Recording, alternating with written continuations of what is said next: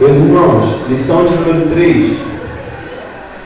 Vamos dar continuidade então ao nosso trimestre. Esse trimestre nós estamos estudando sobre apologética, uma defesa da fé cristã, combatendo as antigas heresias que se apresentam com nova aparência. Nós entendemos que aquilo que nós combatemos hoje com respeito a heresias, falsos ensinos, na verdade talvez seja novo para a gente, a gente se deparar com algumas situações, alguns falsos ensinos, mas quando nós olhamos para a história da igreja, nós podemos perceber que essas heresias elas já foram contadas alguma vez. Já houveram homens de Deus que lutaram para poder combater essas heresias, tá bom? Então nós vamos falar sobre algumas, vamos continuar falando, tá bom? Hoje nós vamos, a nossa lição, ela é a lição de número 3, que tem como título A Encarnação do Verbo, tá bom? Lição 3.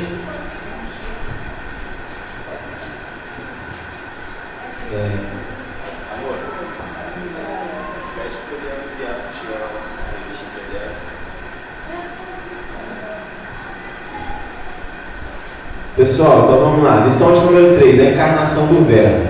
Percebe que o que vai ser falado aqui, talvez você que é crente, que tem assistido a aula bíblica, estudado a palavra de Deus, talvez você fale assim, mas isso é tão óbvio, por que alguém teria dúvida em relação a isso? Por exemplo, nós aqui não temos nenhuma dificuldade em crer que Jesus ele veio em carne, que ele foi um ser humano. Alguém aqui tem alguma dúvida em relação a isso? Não, porque nós aprendemos isso já por tradição, já herdamos isso num bom ensino que nós temos numa igreja sadia, ok? Então, talvez para você seja algo absurdo o que está sendo falado aqui, com respeito a pessoas ou doutrinas ou ensinos que falam que Jesus ele não veio em carne, que Jesus ele na verdade era só uma aparência, era um espírito, talvez você ache até estranho isso, mas entenda que isso causou grandes problemas na história do cristianismo e homens de Deus tiveram que se debruçar em pesquisas, em estudos, em comprovações diante de concílios, para que nós chegássemos à conclusão que hoje para nós é tão óbvia, que Jesus Cristo ele encarnou, ele veio em carne. Nós vamos ver aqui alguns versículos bíblicos que comprovam isso. O próprio João, ele combatendo isso já no primeiro século, nos seus escritos canônicos, que é o seu evangelho, as suas epístolas. Nós vamos ver então que essa prática, ela é antiga, essa negação da encarnação de Jesus e outras coisas mais a respeito de Jesus, bem como a luta contra essa heresia também é antiga. E nós, que somos a igreja do Senhor, precisamos permanecer nesse mesmo combate a respeito das doutrinas bíblicas, tá bom? Então vamos lá, textual diz assim: e o Verbo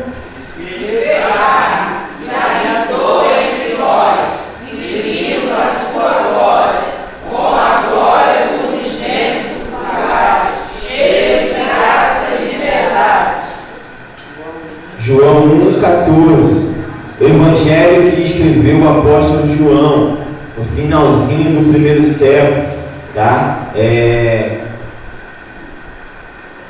João aqui ele já defende essa questão de que Jesus veio em carne. Nós vamos ver com mais detalhes durante o decorrer da revista, conforme o nosso autor aqui, o nosso escritor, ele nos traz. Mas percebe a ênfase que João dá, o Verbo, aquele que era a palavra, aquele que sempre existiu, aquele que é Deus eterno, ele veio em carne. veio, Ele habitou entre nós, Ele esteve conosco, né? E nós vimos a sua glória como a glória do unigênito do Pai. A verdade prática diz assim: a vida do Filho de Deus em forma humana é um fato presenciado por muitas testemunhas. Por isso, a negação de sua historicidade não se sustenta. Ainda pode ser que alguém queira negar que Jesus ele foi um personagem histórico, né? Isso é incoerente, tanto na questão da fé, né? Pela fé nós cremos que Jesus nós não precisamos de nada externo para crer em Jesus, porque nós temos algo interno que nos faz crer em Jesus. O que é esse algo interno? O Espírito Santo que habita em nós, Ele que nos faz crer e glorificar Jesus, né? Mas seria impossível, até mesmo no meio secular, alguém negar a existência do Jesus histórico, de um homem chamado Jesus, que mudou a história da humanidade. Hoje nós vivemos um ano, né, que é apontado depois de Cristo e antes de Cristo. Nós estamos no ano de 2025 depois de Cristo. Ou seja, esse personagem histórico, Jesus, ele mudou o curso da história, ele mudou o calendário, né? Ele é o nosso Senhor e Ele é verdadeiro. Nós temos, eu até já indiquei para alguns irmãos, talvez do curso da Escola Bíblica, eu vou aproveitar e vou indicar aqui para todo mundo. Existe um livro que também se virou um filme, né, de um camarada que tentou provar que Jesus ele não ressuscitou. Ele é um jornalista norte-americano, ele tentou provar fazendo pesquisas e entrevistando psicólogos, entrevistando historiadores, arqueólogos, tentando provar que era mentira o fato da ressurreição. O nome desse filme é Em Defesa de Cristo. Então, quem quiser depois dar uma olhada, é como eu estou falando, não é para... É um filme. Não é uma coisa para a gente crer, porque a gente já crê por conta do Espírito Santo, mas é algo importante que nos mostra os fatos históricos que apontam para o Jesus que veio, viveu, né, e morreu por nós. Até o Oficina G3 já sabia disso, né? Nasceu, viveu e morreu por nós.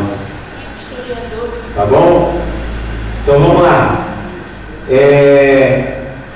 O nosso texto bíblico diz assim: nós temos 3 partes aí o texto bíblico. Todas estão nas epístolas de João. Percebe que nem é falado aqui ainda sobre o Evangelho, porque vai ser falado futuramente. Mas nas epístolas de João, capítulo 1, capítulo 4 e na segunda epístola, vamos ver aqui o que diz. O que era desde o princípio, o que vimos com os nossos olhos, o que temos contemplado com as nossas mãos tocaram da palavra da vida. Porque a vida foi manifestada, e nós a vimos e testificamos dela, e vos anunciamos a vida eterna, que estava com o Pai e nos foi manifestada. O que vimos e ouvimos, isso vos anunciamos, para que também tenhais comunhão conosco, e a nossa comunhão é com o Pai e com Jesus Cristo, com seu Filho Jesus Cristo. 1 João 4 diz assim: amados, não creais em todo espírito, mas provai se os espíritos são de Deus, porque já muitos falsos profetas se têm levantado no mundo. Nisto conhecereis o Espírito de Deus. Todo espírito que confessa que Jesus Cristo veio em carne é de Deus. E todo espírito que não confessa que Jesus Cristo veio em carne não é de Deus. Mas esse é o espírito do anticristo, do qual já ouviste que há de vir, e eis que está já no mundo. O último versículo, lá em 2 João, versículo 7, diz assim: porque já muitos enganadores entraram no mundo, os quais não confessam que Jesus Cristo veio em carne. Esse tal o enganador, é o anticristo. Amém, meus irmãos? Então nós percebemos o cuidado do evangelista João, já no primeiro século, no início da igreja, ele tendo que colocar ênfase em fatos como nós vimos, nós tocamos, nós estivemos com ele. Por isso que João fala no seu evangelho também, que ele é aquele que reclinava o rosto no peito de Jesus, mais uma prova de que Jesus, percebe que é uma coisa tão óbvia, que Jesus era uma pessoa, que Jesus tinha carne, que podia ser tocado. Para a gente é tão óbvio falar isso, né? Mas foi necessário essa defesa do Evangelho, da verdade, para que o Evangelho de Cristo não fosse deturpado e ensinado da maneira incorreta, tá bom? Vamos lá, nossa introdução diz assim: vamos começar a apologética cristológica no presente trimestre, com o tema A Encarnação de Jesus, uma doutrina sobre a humanidade de Cristo. O mesmo apóstolo João, que se empenha em mostrar a deidade, ou seja, a divindade absoluta de Jesus, se preocupa também em enfatizar que Jesus viveu entre nós, participou da natureza humana e teve corpo físico humano. A presente lição é uma apologia à sua humanidade plena. Jesus ele foi plenamente homem. Jesus ele teve um corpo físico. A partir de hoje, nessa defesa da fé cristã que nós estamos estudando, nós vamos estudar uma série de mensagens desse tema sobre cristologia, ok? É muito importante que todo crente entenda sobre cristologia, entenda sobre quem é Jesus, os atributos de Jesus, as características, entenda que o Jesus divino, entenda o Jesus humano, entenda que Jesus ele possui duas naturezas, uma pessoa, duas naturezas, a natureza humana, a natureza divina. Então nós vamos, presta atenção, lição 3, lição 5, lição 6, lição 7, lição 8, tudo vai falar sobre a cristologia, porque se nós pararmos para perceber, uma hora negavam que Jesus era humano, uma hora negavam que Jesus ele era divino, outra hora negavam a dupla natureza de Jesus. Então, percebe que foi turbulento o começo da igreja. Não foi fácil, mesmo Jesus sendo um personagem histórico, mesmo tendo testemunhas, né? Mas aquelas testemunhas da geração de Jesus, todos morreram, partiram no seu devido tempo, né? E agora fica somente aquilo que Jesus falou com Tomé: bem-aventurados que não viram e creram. Alguém aqui já viu Jesus? Mas você crê que ele veio em carne, sim ou não? Você crê que ele veio a esse mundo, que ele sofreu pelos nossos pecados, que ele morreu ao terceiro dia e ressuscitou? Nós não vimos isso como aquela primeira geração viu, mas nós cremos. E nós não cremos porque somos inteligentes ou porque nós queremos ser salvos de qualquer jeito, nada disso. Você crê nisso porque você recebeu a revelação do Espírito Santo.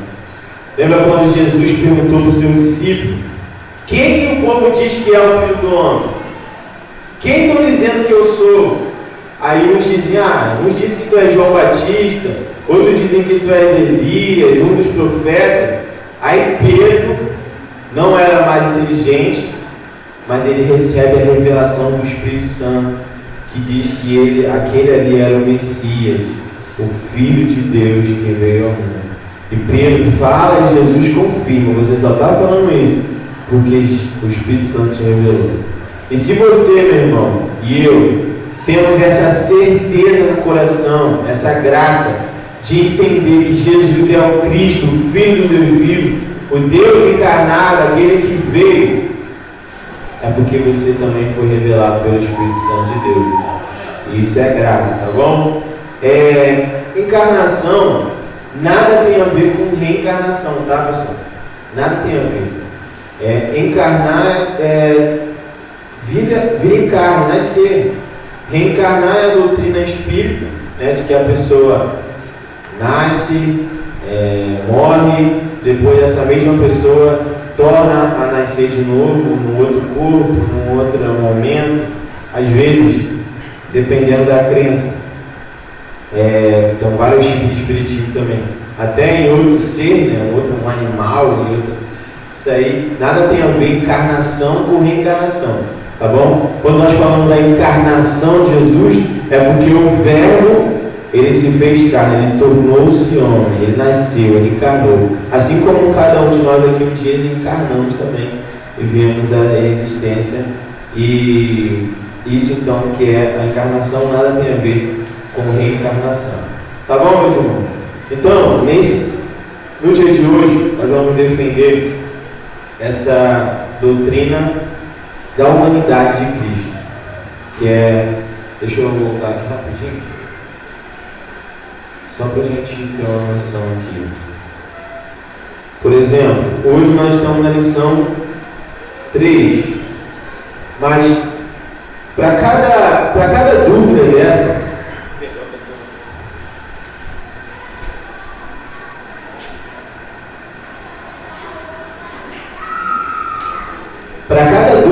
a respeito de Jesus,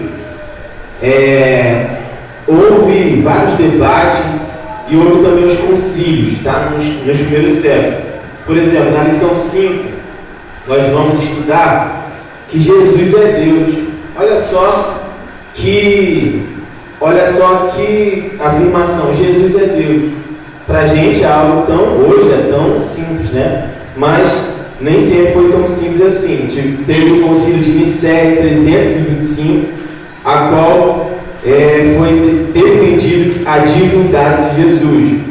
Na lição de número 8, né, nós vamos estudar Jesus viveu a experiência humana. Vamos falar novamente sobre a humanidade de Cristo, assim como nós vamos falar hoje também um pouco sobre o Verbo que encarnou.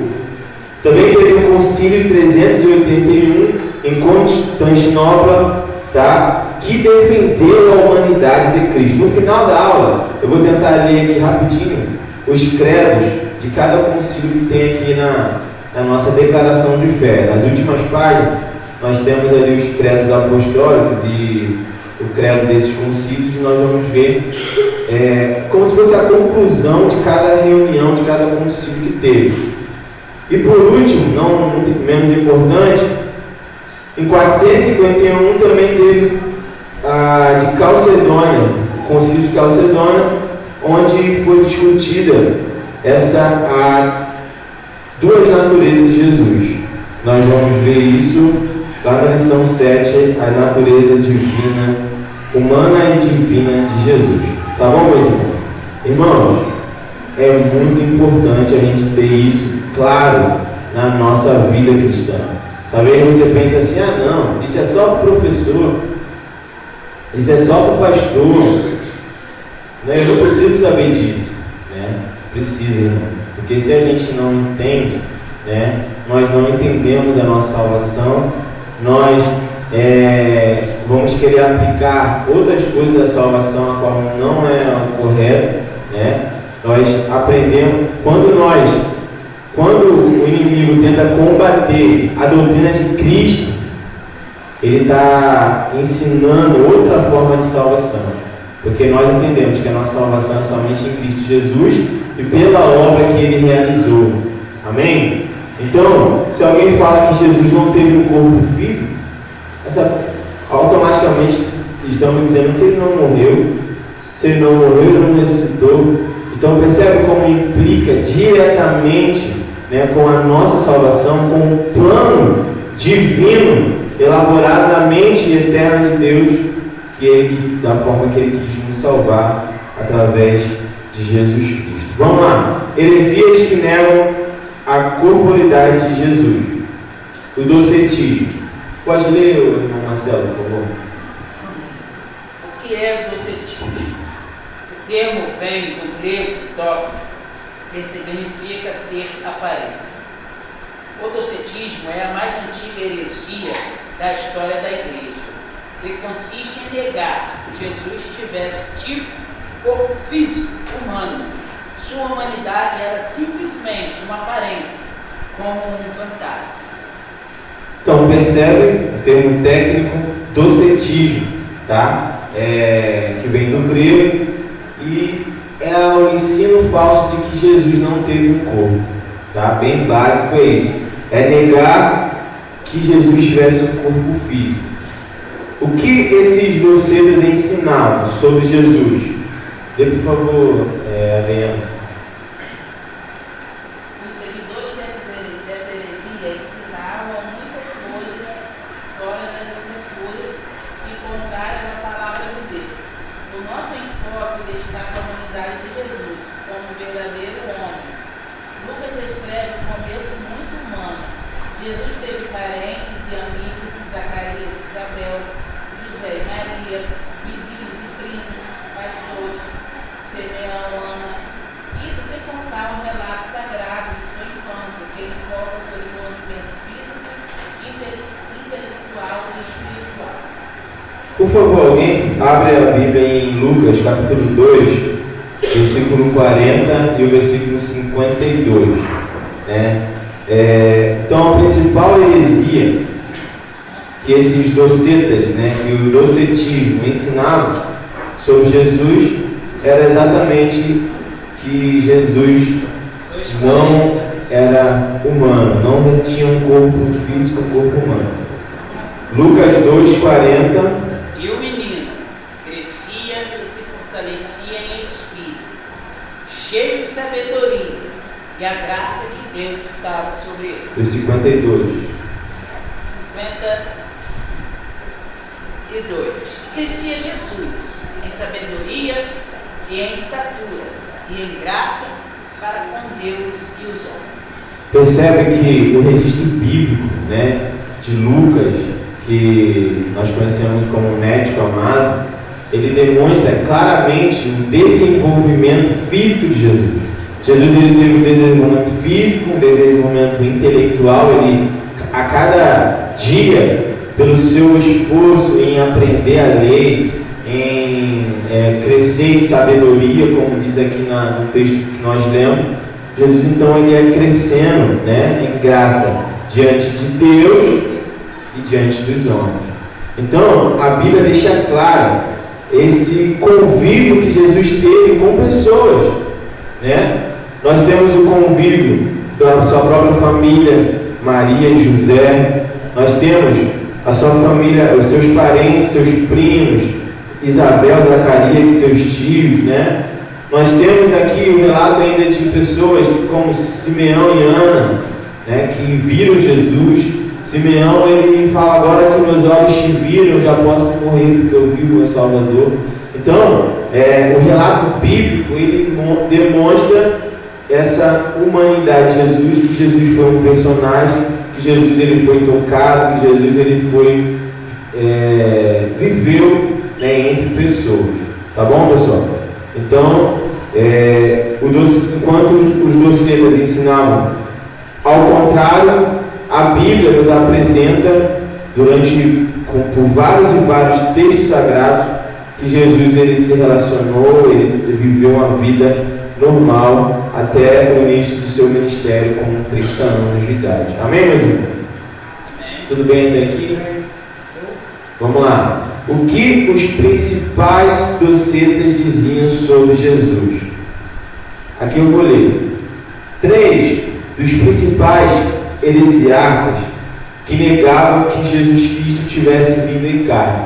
A partir de agora a gente vai ver 3 hereges aí, essa palavra heresiarca, que é aquele que deu origem ao pensamento, ou o herege mais antigo, patriarca dos hereges, você que escolhe aí o melhor significado. Mas é de onde vem essas heresias. Aqui fala sobre Cerinto, que diz assim: negava o nascimento virginal de Jesus Cristo e ensinava o docetismo. Ou seja, além de negar que Jesus tinha um corpo físico, ele ainda negava que Jesus havia nascido da concepção do Espírito Santo, de um nascimento virginal. Ele cria que Jesus ele nasceu naturalmente do casamento de José e Maria. E é interessante, percebe como quando eu estudava aqui, eu li também o livro de apoio do nosso comentarista, percebe a contradição dele? ele fala assim, olha, Jesus não tinha um corpo físico. Ok, não. Mas ele nasceu de uma forma natural, não foi obra do Espírito Santo. Ué, ele nasceu ou ele tinha um corpo físico ou ele não tinha, afinal? Qual é a posição?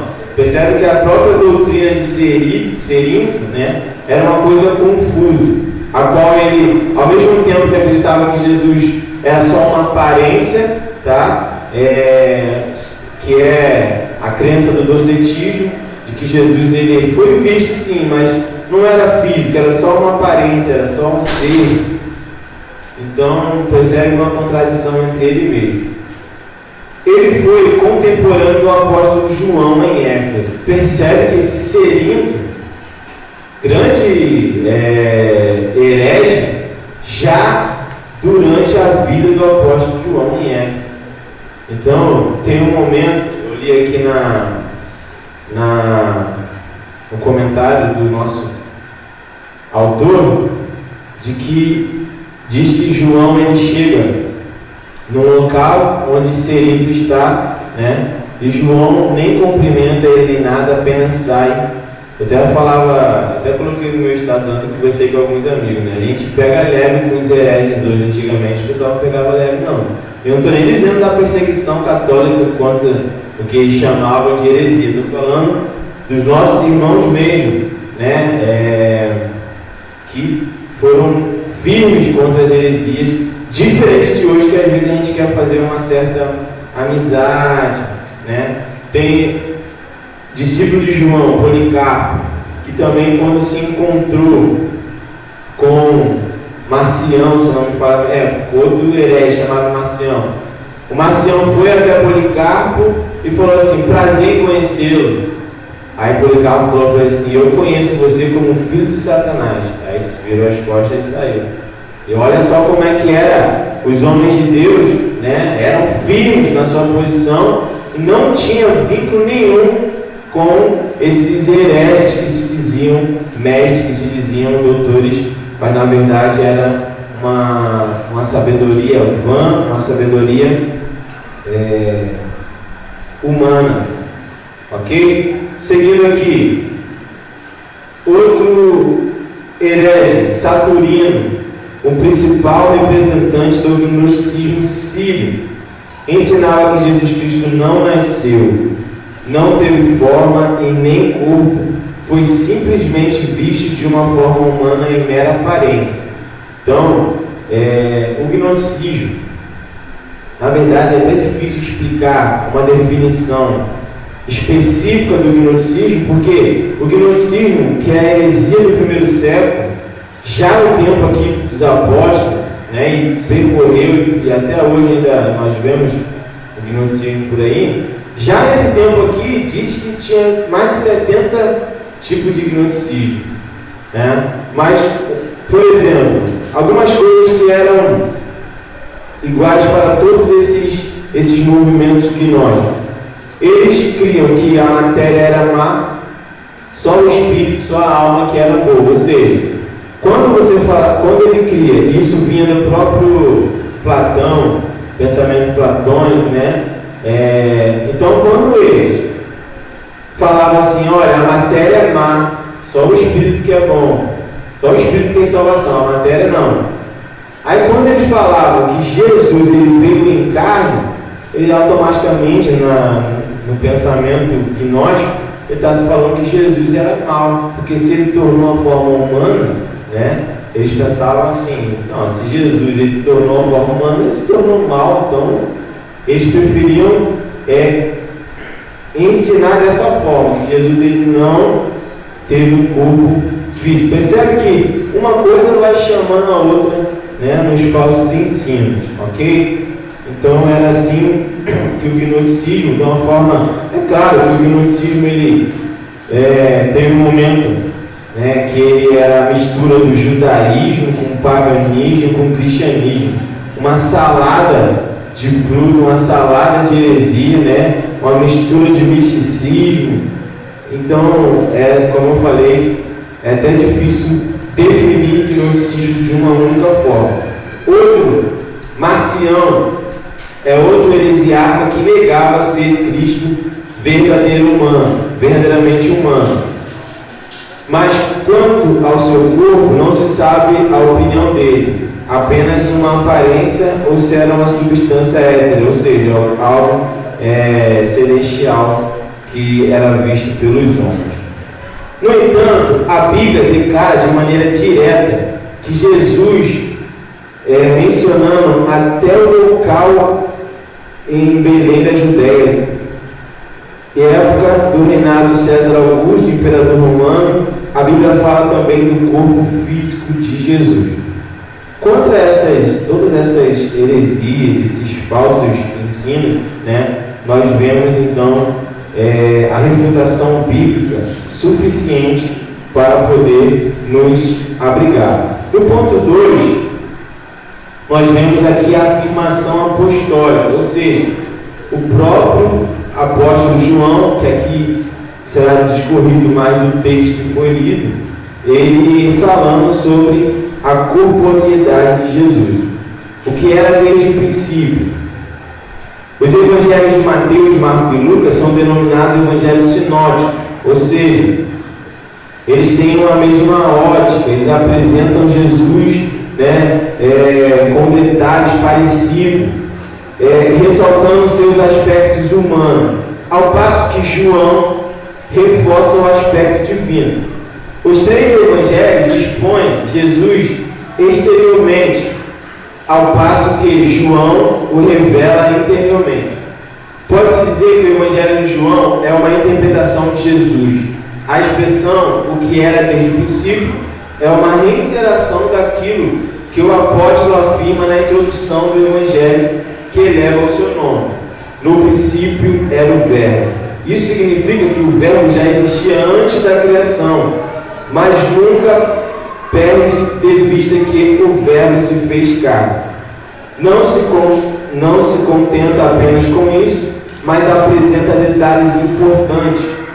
É que o Verbo não somente se fez carne, mas, para não deixar dúvida alguma, habitou entre nós, também foi visto pelas pessoas. Então, percebe aqui no texto que nós lemos, tanto no textual que diz do Verbo que encarnou e habitou entre nós, como no texto das epístolas, João dando detalhes da humanidade de Jesus, da corporeidade de Jesus, que ele foi tocado, que ele foi visto, que ele foi ouvido. Nós vemos aqui nos evangelhos que cada evangelista teve um propósito ao escrever. Mateus ele apresenta Jesus como rei, Marcos apresenta Jesus como servo e Lucas apresenta a humanidade de Cristo, dando ênfase a isso. E João, ele que é o último a escrever, é o último evangelho, ele apresenta Jesus como um ser divino, como um Deus encarnado. Mas João, ao mesmo tempo, presta atenção, ao mesmo tempo que João está apresentando Jesus como um Deus encarnado, ele não pode perder de vista a sua humanidade por conta desses falsos ensinos. Percebe que no texto bíblico que nós lemos, ele fala, olha, não creais em todo espírito. Esse espírito aqui, vou falar, até conversando com a minha esposa, estudando, eu falei, faz tanto tempo eu achei que estava falando de possessão demoníaca, mas não era. Eu até orando por pessoas que a gente às vezes não sabe se está endemoniado ou não, mas acontece, né? Quem é crente mais antigo aí sabe disso, que às vezes tu olha assim, você não está endemoniado não, isso é sem vergonha. Aí, no meu pouco conhecimento, eu falei assim, mas João falou que se o Espírito confessar que Jesus veio em carne, é porque ele é de Deus. Se não confessar, é porque não é de Deus. Eu usava até essa técnica na hora de expulsar demônio para ver se era demônio mesmo ou não era. Mas não é isso que João quis escrever. Vê que quando a gente entende errado, o negócio fica feio pro nosso lado também. Não é isso que João está falando, não creais em todo o Espírito. Aqui já é uma clara defesa a respeito desse ensino docetista, de que Jesus ele não veio em carne, de que ele só veio no Espírito, de que Jesus ele não tinha um corpo humano. Aí João está falando assim, olha, não creia em todas as pessoas. Pensa comigo, João foi pastor em Éfeso, né? E agora ele sabe que em Éfeso tem um tal de Cerinto, que está ensinando no meio da igreja, né, a heresia de que Jesus não teve um corpo físico. Agora João escreve a sua epístola e fala assim, amados, não creia em todo espírito, ou seja, não creia em todas as pessoas. Não é só porque a pessoa está pregando um evangelho bonito, um evangelho bem organizado, que isso é de Deus, que essa pessoa tem o Espírito Santo. Porque a pessoa ela pode ser movida pelo Espírito de Deus a ensinar, ou ela pode ser movida pelo espírito maligno, ou pela própria ganância humana de querer, hoje nós, na linguagem mais moderna, querer seguidores, querer chamar a atenção, que é o que acontece muito. Muitos se fazem doutores, se fazem mestres, se fazem teólogos, né? Somente para agradar pessoas para si, ensinando coisas de si mesmo, tirando interpretações que não vêm da Sagrada Escritura, vêm do seu intelecto. Paulo ele sofreu com isso. Se você prestar atenção à Epístola aos Coríntios, Paulo está lutando contra o gnosticismo também. Paulo está lutando contra os falsos. Ele chama, porque os gnósticos de Corinto, eles se chamavam de superapóstolos. Paulo fala isso várias vezes. Eu não sou nada inferior a esses superapóstolos. O que acontece? Esses superapóstolos lá que Paulo fala, eram pessoas que diziam que tinham recebido revelações que os apóstolos não tinham recebido. Olha só. Não. Paulo ele é fraco. Paulo ele não ensinou como deveria. Nós recebemos revelações maiores do que os apóstolos, revelações novas. Tem gente ainda hoje que gosta de ir atrás de revelação nova, de um ensino novo, de uma revelação, um mistério.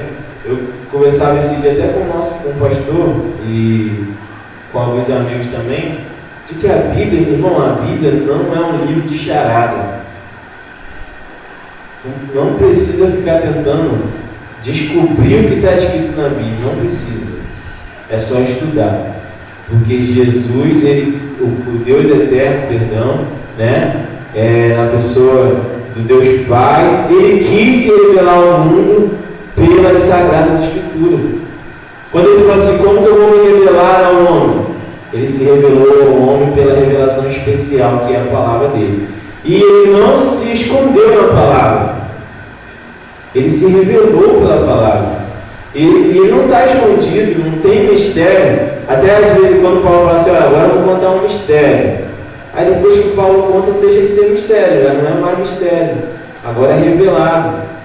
Então assim, a Bíblia não é um livro de charada. Se você ler, talvez você tenha uma dificuldade, a gente encontra essa dificuldade, né? Por conta de que foi escrito em outra língua, uma língua grega, que não é fácil. Às vezes a gente precisa recorrer a um comentário, a um dicionário bíblico para entender algum termo. Ok, talvez você precisa disso. Mas a tradução que nós temos em português, ela dá muito bem para a gente entender os desígnios de Deus para o homem através da Sagrada Escritura. Então, não precisa ir atrás de revelação nova. Não precisa fazer como o Corinto, que estava desprezando o apóstolo Paulo Sabe qual era a preocupação de Paulo quando eles desprezavam o apóstolo Paulo em si, a pessoa do apóstolo? Eles estavam desprezando também todo o ensino de Paulo. Se você despreza uma pessoa, automaticamente você despreza o ensino daquela pessoa. Ou seja, o apóstolo Paulo, que tinha um ensino verdadeiro, que recebeu do Senhor Jesus, é por isso que na segunda epístola aos Coríntios ele faz aquela defesa dele como ele nunca fez. Você não vê o apóstolo Paulo falando dele mesmo em outras cartas, se gloriando ou falando das suas experiências. Ele chega ao ponto de, no capítulo 12 de 2 Coríntios, ele falar de uma revelação de há 14 anos atrás, que ele ainda não tinha falado com ninguém. Ele fala assim, olha, era para que eles entendessem quem era ele mesmo. Assim, olha, eu conheço um homem que se no corpo não sei, se fora do corpo não sei, começa a falar a revelação que ele teve no paraíso, para mostrar para aquele povo que ele não era inferior àqueles que se diziam apóstolos e ensinavam falsos ensinamentos lá na igreja de Corinto.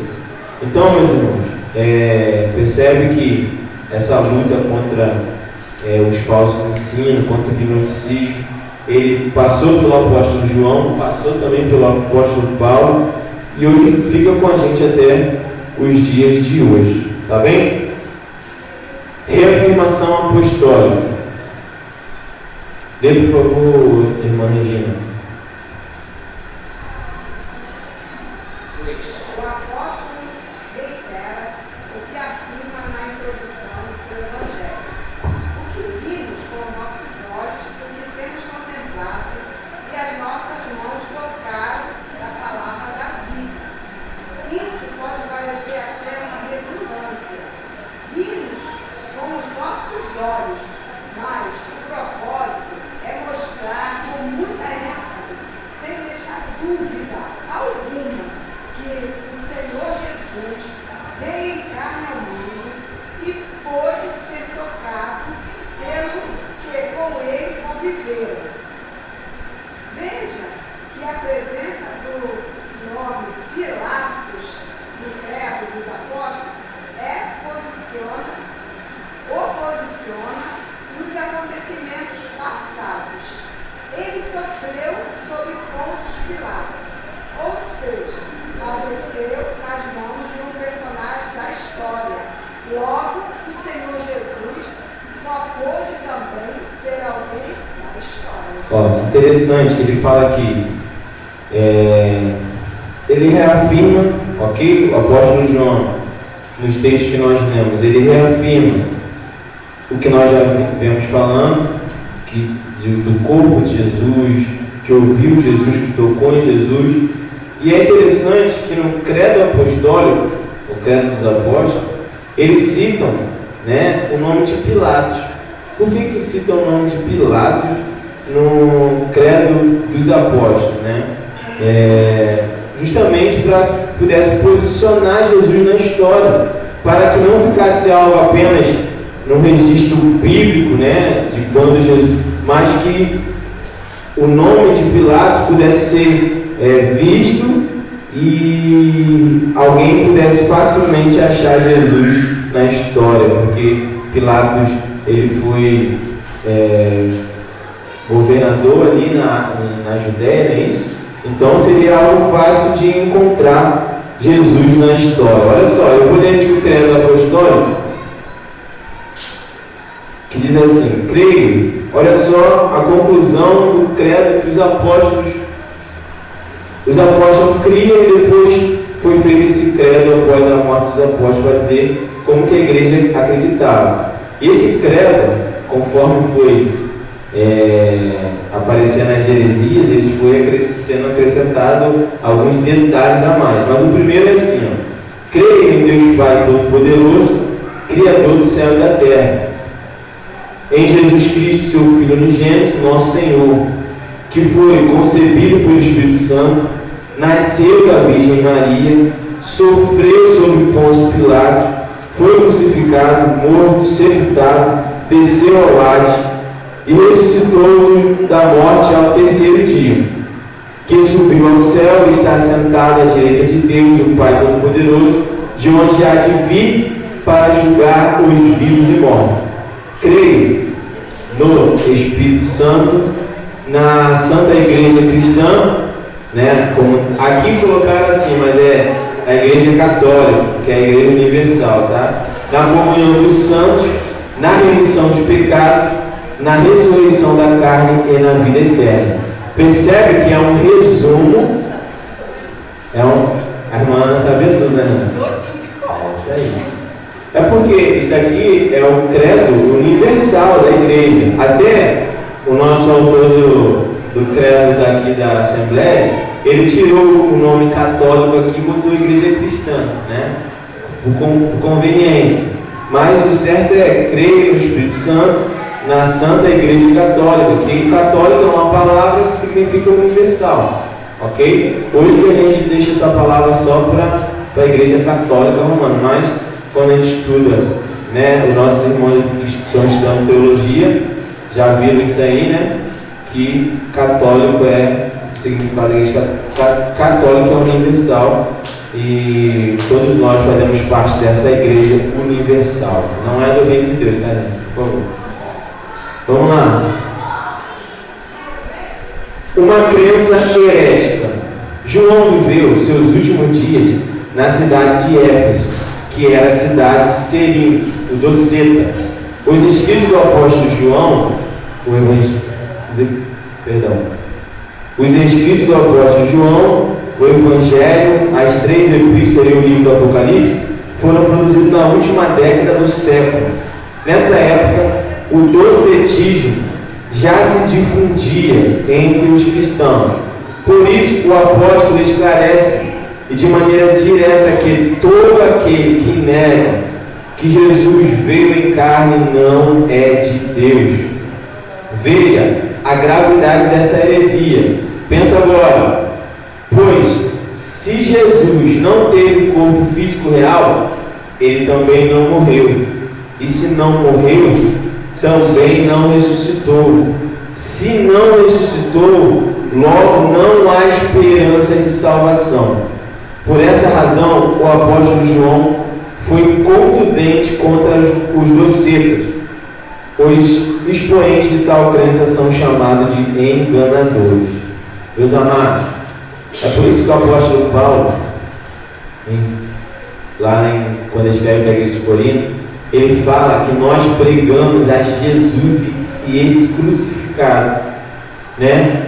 Ele fala que nós temos que Deus, ele quis salvar o ser humano pela loucura da pregação, né? Pela pregação e essa mensagem, eu vou ler aqui para não ficar confuso. Essa mensagem tem uma mensagem específica. E qual mensagem é essa? É a mensagem da cruz, tá? E essa mensagem, Paulo diz que para os que estão se perdendo é loucura, mas para nós que estamos sendo salvos é o poder de Deus para a salvação de toda a humanidade. Por isso, quando percebe que um ensino errado sobre a cristologia, e quando eu falo ensino errado, percebe que tem denominações, tem seitas que por causa de um ensino errado desanda toda a sua teologia, todo o seu ensino, chegando a esbarrar, né, no que nós temos de mais precioso, que é a salvação, que é somente em Cristo Jesus. Amém? 1 Coríntios 1, 18. Pois a mensagem da cruz é loucura para os que estão perecendo, mas para nós que estamos sendo salvos é o poder de Deus. Lá no versículo 21, visto que a sabedoria de Deus o mundo não conheceu por meio da sabedoria humana, agradou, 21 primeiro, agradou Deus salvar aqueles que creem por meio da loucura da pregação. Então, aí ele fala que para os judeus pedem sinal, os gregos procuram sabedoria, nós, porém, pregamos Cristo crucificado, o qual de fato é escândalo para os judeus, loucura para os gentios, mas para os que foram chamados, tanto judeus como gregos, Cristo é o poder de Deus e a sabedoria de Deus, porque a loucura de Deus é mais sábia que a sabedoria humana. Então, nós ficamos, eu prefiro ser chamado de louco, mas pregar a verdade do Evangelho, que Jesus Cristo ele morreu na cruz do Calvário, e foi isso que nos trouxe salvação. Você já parou para pensar nesse ensinamento que você crê, de que nós somos salvos pela cruz de Cristo?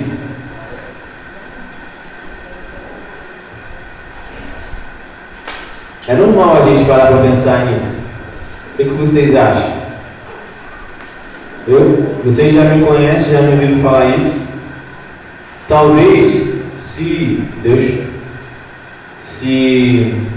eu estivesse tentando planejar um plano de salvação, eu pensaria diferente.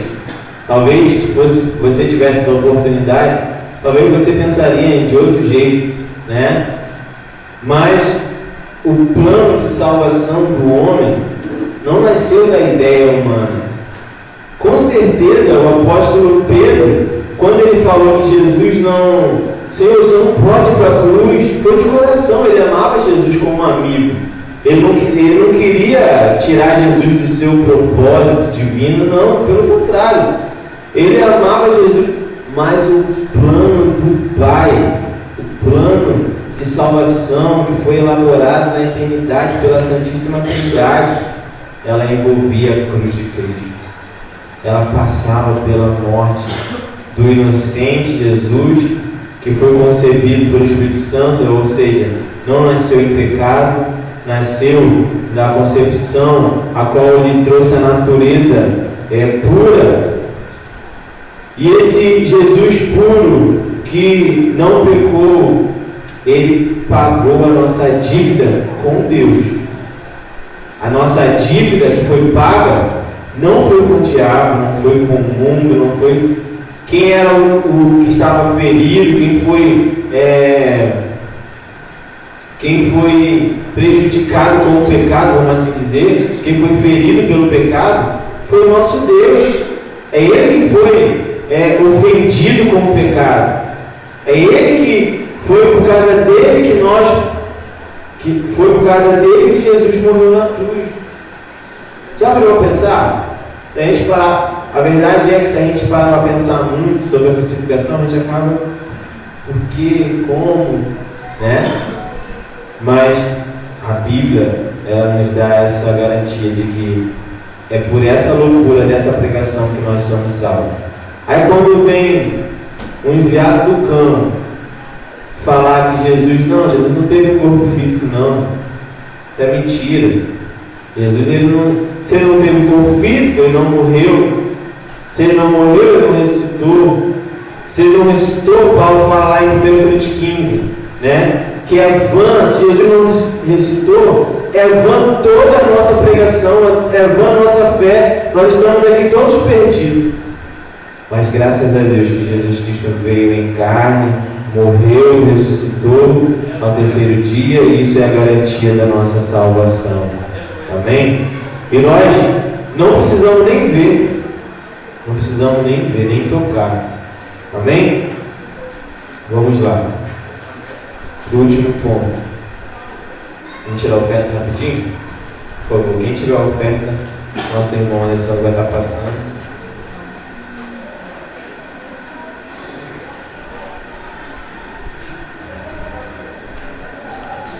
Talvez você se pergunte, mas isso aconteceu lá no tempo de João, hoje não tem mais isso. Aí, no terceiro ponto aqui, o autor colocou como essas heresias se revelam hoje. Nós temos ainda hoje seitas pseudo-cristãs, ou seja, que se dizem cristãs, que surgiram do cristianismo, mas que na verdade são seitas. Por exemplo, os mormons, que vai ser falado aqui no primeiro ponto, o testemunho de Jeová, que também surgiu do cristianismo, mas também é uma seita que nega inclusive a ressurreição corpórea de Jesus. Então, nós vemos que os ensinos falsos, eles permanecem até os dias de hoje. Vamos lá. Quanto ao nascimento virginal de Jesus, há movimentos que negam o nascimento virginal de Jesus, como os mormons, a Igreja da Unificação, e ensinam que ele não foi gerado pelo Espírito Santo. Negar a concepção do nascimento virginal de Jesus é uma das marcas desse movimento. É o ensino moderno de Serinto e seus seguidores. A Bíblia anuncia de antemão a concepção do nascimento virginal de Jesus desde o Antigo Testamento. Alguém já abre aí para a gente. Isaías 7,14.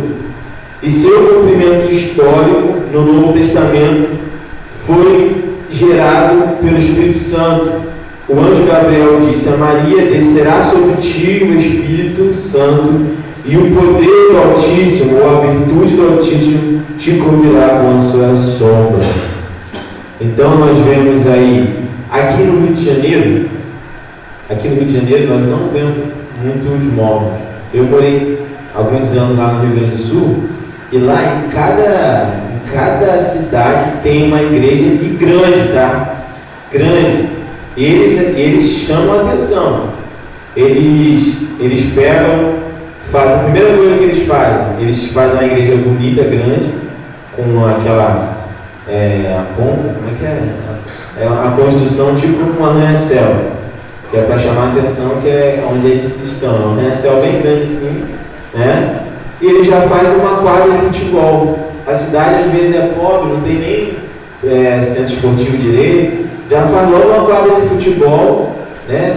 E as salas de aulas maravilhosas, tudo ar-condicionado, tudo perfeito, para já chamar a atenção dos jovens, né?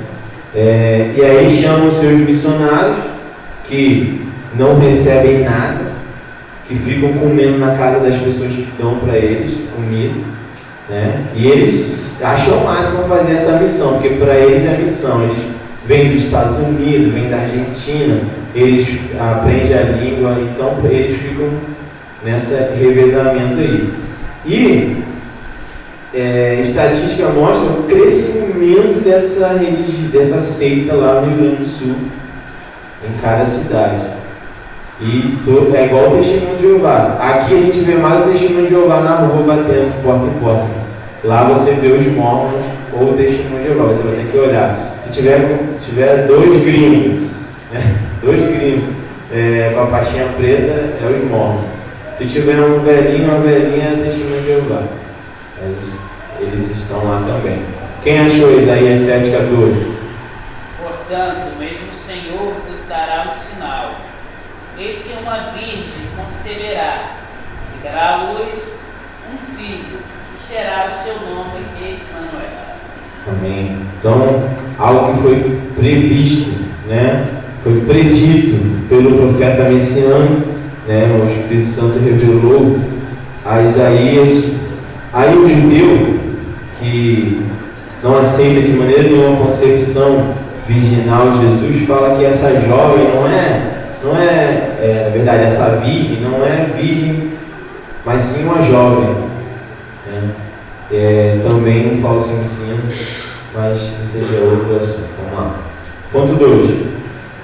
Quanto à morte e à ressurreição de Cristo, o heresiarca gnóstico do Egito, Basílio, negava a crucificação de Cristo. Dizia que Simão Cirineu transfigurou-se e foi equivocadamente crucificado, e que o populacho o tomou por Jesus. Assim sendo, Cristo apenas presenciou a crucificação de Simão, seu suposto sósia. O Alcorão, livro sagrado dos muçulmanos, é a sua principal fonte de autoridade espiritual. Declara que Jesus não foi crucificado, de tudo que passou de uma simulação. Nas notas explicativas do rodapé das edições do Alcorão, eles afirmam que um sósia de Jesus foi levado à cruz. Isso se parece com a ideia de Basílio. Essa doutrina contrária,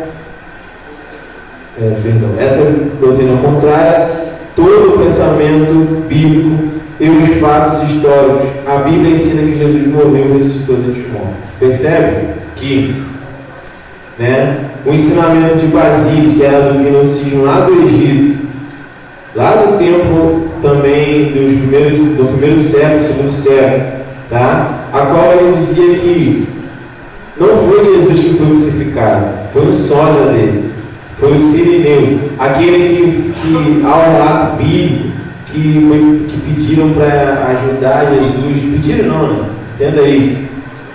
Quando um romano dava uma ordem para qualquer pessoa, essa pessoa tinha que obedecer. Até Jesus falou sobre isso lá no Sermão do Monte, quando ele fala assim: olha, se alguém te mandar caminhar 1 milha, caminha 2.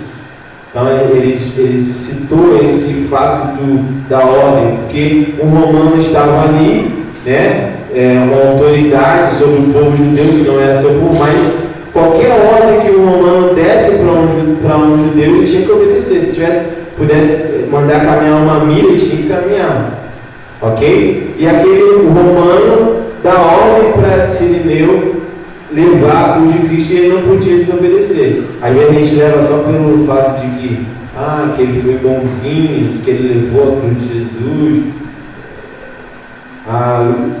Há teólogos e historiadores que vão por esse lado que eu acabei de dizer, que ele recebeu a ordem do romano, a qual ele não poderia recusar, senão ele também seria castigado. Tá ok? E não só isso, aí alguém vai dizer que ele não só levou a cruz, mas ele que foi crucificado, ele transfigurou-se, olha só, e parecia com Jesus e foi crucificado no lugar de Jesus, e Jesus ficou assistindo a crucificação de Cirineu, né? Olha a heresia, né? Só para poder livrar, porque assim, pensa, eles queriam livrar Jesus da cruz de qualquer modo, mas entendem, enquanto a Trindade, né, o Deus Pai, Deus Filho, Espírito Santo, eles elaboraram um plano que passava pela cruz, que era a vergonha da cruz, porque a cruz era uma vergonha, a cruz é maldição. Você falar para um judeu que o Messias dele foi crucificado na cruz, isso é a pior coisa que você dizer na face da terra. Mas só que nós somos salvos pela vergonha da cruz. É por isso que Jesus fala assim, que a Bíblia fala que a gente não deve negar a cruz, não deve negar a vergonha da cruz. Ok? É vergonhoso. O nosso Salvador foi morto entre ladrões. Mas essa é a mensagem. É a loucura da mensagem da cruz que nós precisamos crer, pregar, aleluia. E não importa se alguém vai dizer que ele não foi crucificado, talvez tentando até livrar Jesus, que foi um bom homem, como todos entendem, tentando livrar o bom Jesus da cruz, mas não precisa livrar Jesus da cruz não, porque ele foi para lá como ovelha, aleluia, para o matador, ele não abriu sua boca e ele pagou diante de Deus a nossa culpa e pagou a nossa dívida, amém? Então, percebe que o Alcorão, no século VI, que é com o profeta Maomé, ok? Que escreve, que recebe várias revelações, tudo que vem de revelações é complicado. Então, no século VII, no século VII, 606, 609 depois de Cristo, ele então tem essa visão, recebe aí algumas instruções, e nessas diversas coisas que ele recebeu aí de que Jesus ele não foi crucificado. Então, o muçulmano ele crê que Jesus ele não foi crucificado. Foi o mesmo pensamento aqui do Basílio, crê que Jesus, quem foi crucificado no lugar de Jesus foi um sósia, não ele. Ok? Amém, irmãos? Confirmação histórica. A confirmação bíblica e histórica da morte de Jesus é um fato incontestável. Historiadores não cristãos, judeus e romanos, atestaram a morte de Jesus. Flávio José, historiador judeu, disse: acusaram-o perante Pilatos e este ordenou que o crucificasse. Os que haviam amado durante sua vida não o abandonaram depois da morte. O historiador romano Tácito escreveu: aquele de quem levaram o nome Cristo foi executado no reinado de Tibério pelo procurador Pôncio Pilatos. A Bíblia declara que Jesus, depois de ter padecido, se apresentou vivo com muitas e infalíveis provas. Essas provas aqui extra-bíblicas não é para a gente, eu não preciso dessas provas. Não é para quem crê, é para o cético, aquele que não acredita, aquele que precisa de uma comprovação científica, histórica. A gente não precisa disso, graças a Deus. Mas Se nós, como somos coerentes, né, nós temos a comprovação bíblica, nós temos a comprovação histórica de Jesus que morreu na cruz pelos nossos pecados. Amém, meus irmãos? Então, resumindo então aqui para fechar, entregar ao nosso pastor fazer a conclusão, é muito importante nós não só acreditarmos, mas defendermos, né?